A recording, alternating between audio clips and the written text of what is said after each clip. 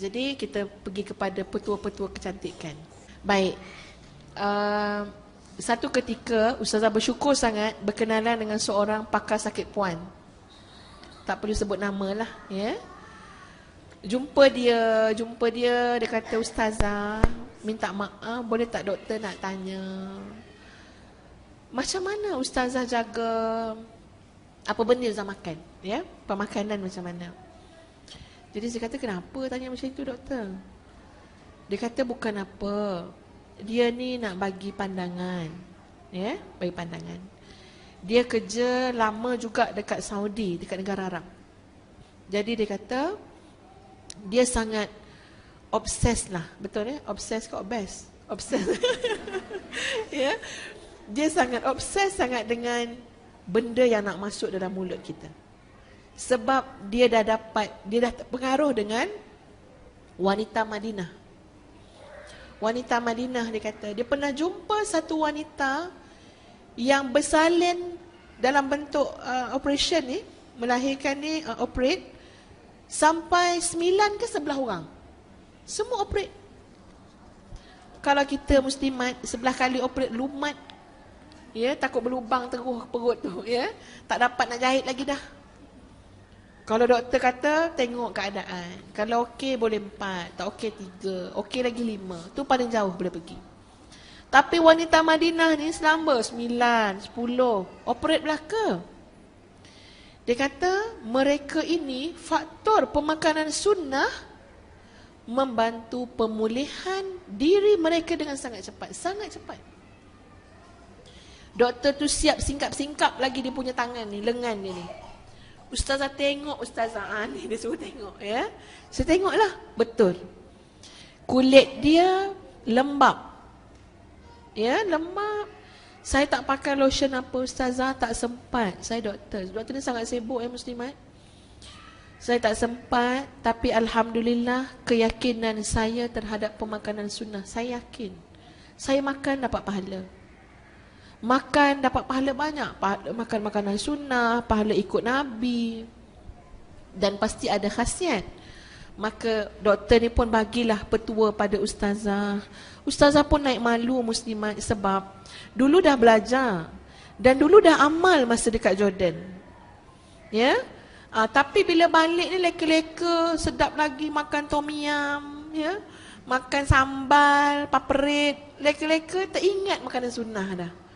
Jadi diingatkan balik, maka di antara yang doktor ni ajar dan Ustazah pun dah cuba amalkan kepada anak-anak juga, kepada seisi rumah lah, ya. Kalau kat dapur tu banyaklah botol-botol-botolnya. Cara dia begini. Ni yang suspend ni. Ya. Nombor 1 sekali, bangun tidur itu minum air suam. Ya, benda ini memang betul terbukti, dibuktikan dari segi perubatan juga. Ni adik-adik muda-muda ni untuk kecerdasan akal juga, ya. Biar ingat, belajar tak lupa, ingat. Masuk terus simpan dalam memori. Bangun air suam, ya, sebab ada banyak kan masa kita tidur, macam-macam proses berlaku dalam tubuh badan kita. So air tu seolah-olah sentuhan paling akhir masa malam tadi untuk buang semua yang tidak baik. Dengan air mempercepatkan. Sebab kadang-kadang tidur sekejap.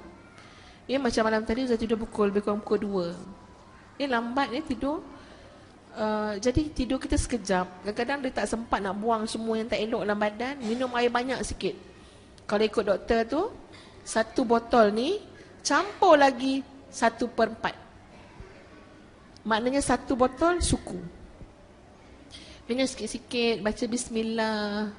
Ya, Ustazah pun tekan juga kepada muslimat, apa air pun kita minum, baca doa, minum air zam-zam tu. Ya. Allahumma inni as'aluka ilman nafi'a wa qalban khashi'a wa shifa min kulli da. Baca doa tu. Ya. Apa-apa air pun minum. Lepas tu bila dah minum air tadi tu, kita pun ambil 1 sudu lah, zasyurkan 1 sudu minyak zaitun.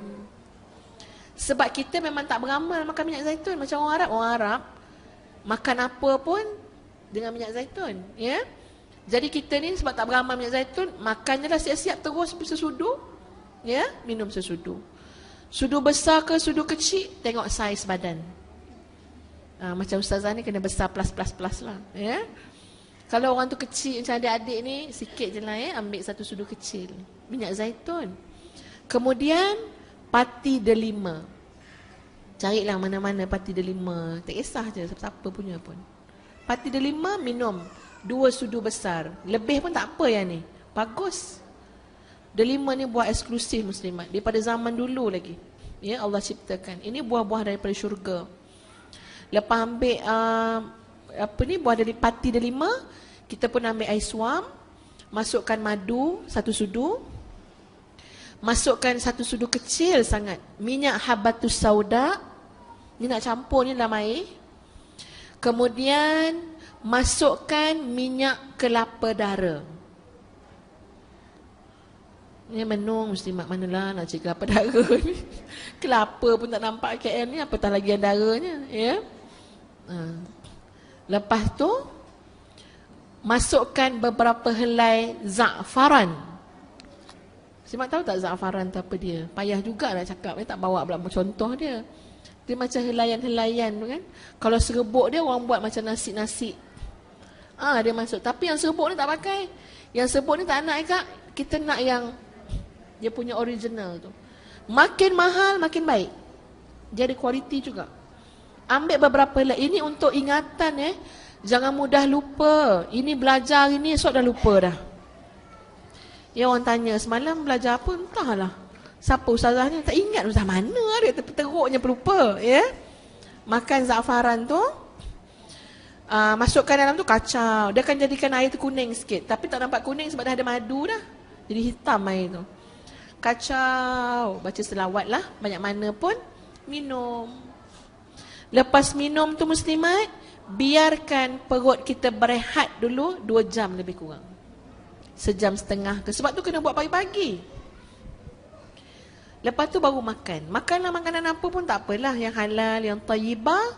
Kalau makanan tu berat, eloklah kita minum. Selepas makanan-makanan berat tu, kita minum khal. Apa ni, cuka tamar, khal. Ya, ada yang jual. Kat Mekah pun banyak, ya. Ambil sikit je sebab ni asid sangat pedih rasa. Ambil sikit je, minum, insya-Allah yang tak baik yang kita makan tadi sebelum tu, dia akan keluar jadi bahan buangan. Dia kata, ustazah saya tak makan jajan-jajan ni, ya, kedis apa tu, twisties lah apa tak, dia kata. Dia pun keluarkan daripada meja dia tu tisu-tisu yang dah berlapik-lapik lah. Dia kata, tengok ni ustazah, saya makan apa tu, kulit kayu manis. Kulit kayu hitam ke kulit kayu manis? Kulit kayu manis. Kulit kayu manis. Saya kata, doktor makan ni ke? Inilah kacang saya. Saya pecah-pecahkan dia kecil-kecil. Bila saya rasa macam pening ke kan, letih, saya terus gigit-gigit kumam-kumam dia. Kulit kayu manis terus masuk dalam kita punya aliran darah. Ya. Ustazah rasa sedap pula rupanya. Dia macam pedas-pedas manis-manis. Sedap. Tapi dia kata, ustazah jangan beli yang kat Malaysia punya, tiruan. Sebab tu dia punya batang tu macam lain sikit kan.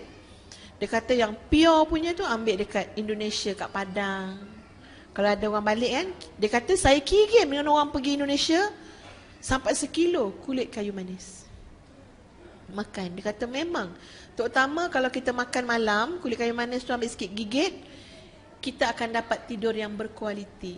Sebab dia ada unsur menenangkan, ya, dia punya bahan dalam tu. Bila kita makan tu, kita rasa nak tidur, dapat tidur yang tenang, berkualiti. Subhanallah. Rupanya Allah menjadikan alam ini membantu kita untuk memperkuatkan diri, jaga kualiti hidup supaya boleh kita manfaatkan, ya, menjadi khalifah Allah Subhanahu wa taala. Cuma kita tak buat. Bila tak buat, kita mendahulukan makanan punah daripada makanan sunnah. Silap kita lah, ya. Jadi cuba amal muslimat. Dan sebagai mengakhiri bab petua-petua ni lah, ya, petua-petua ini, Universiti Teknologi Malaysia, Universiti Ustazah lah tu, ya, bukan Ustazah punya. Ustazah kerja kat situ. Telah mengeluarkan sampai 2 juta muslimat untuk buat satu research, kajian terhadap Kacip Fatimah. Kan orang perempuan Islam ni, Kacip Fatimah ni sangat dekat dengan kita kan. Disandarkan pun dengan nama Sayyidatina Fatimah. Kuatnya dia, semangat dia, ya. Jadi UTM buat kajian, dan memang Kacip Fatimah sangat baik. Tapi sebenarnya Kacip Fatimah ni payah untuk dijumpai. Bukan semudah tu kita beli Kacip Fatimah, itu betul-betul Kacip Fatimah. Sebab payah tu Kacip Fatimah tu nak dijumpai. Dan Kacip Fatimah ini, kalau untuk wanita, seolah-olah Allah ciptakan yang namanya tumbuhan Kacip Fatimah ni memang untuk keperluan wanita, dari segi nak menjaga kita punya kekuatan tubuh badan, kesegaran, melambatkan penuaan, angin-angin, sakit urat, ya, sakit tulang dan macam-macam lah, khususnya juga yang melibatkan sistem keperempuanan, peranakan tadi. UTM keluarkan 2 juta muslimat untuk hasilkan Kacip Fatimah. Tapi bila dah keluar Kacip Fatimah tu, sekarang ni masalahnya benda tu tak dimarketkan. Dia tak market. Ustazah je yang makan. UTM je yang makan, ya. Saya sampai jumpa dengan orang kat jabatan tu, kenapa tak marketkan betul-betul? Dia kata kita ni universiti, bukan nak fikir untung ke apa, ya, nak research. Tapi sayang muslimat, spend 2 juta tapi orang tak dapat ambil manfaatnya. Ya, jadi bila saya cakap macam tu, universiti kata, ustazah tolong marketkan pada muslimat. Ya, Kacip Fatimah dengan kandungan yang betul-betul asli. Ustazah pernah makan setiap hari sebiji, jadi incredible heart. Langsung saya jumpa balik, ni kenapa ni? Ya, saya makan tiap-tiap hari, jadi lain pula rasanya kan, ya. Tak mau tidur, dia kuat je kan, ya, bertenaga. Semua jadi nampak salah nak buat kerja dia. Dia kata ustazah salah makan, terlebih dos. Dia ustazah makan dia, kalau kita rasa macam kita ni mungkin sehat, so kita makan yang banyak sangat. Selang-selang ustazah, selang sehari. Kalau kita rasa kita boleh maintain segar, kuat, tak sakit urat, tak kena angin, 3 hari makan sebiji. Maknanya kita tengok keadaan diri kita, tapi suplemen Kacip Fatimah tu sentiasa dekat dengan kita, makan bila perlu. Atau kebiasaan dia selang sehari. Jadi dah makan, alhamdulillah. Ya, jadi bila dia cakap macam ni, maknanya membawa Kacip Fatimah tu. Ya, betul-betul nak menolong. Ya, jabatan chemical engineering yang keluarkan. Ya, keluarkan produk tersebut. Muslimat boleh jumpa dengan dia punya pembantu lah yang bawa bahan tu. Tapi tak banyak orang yang dah pernah ambil ustazah bagi tu tanya ada tak?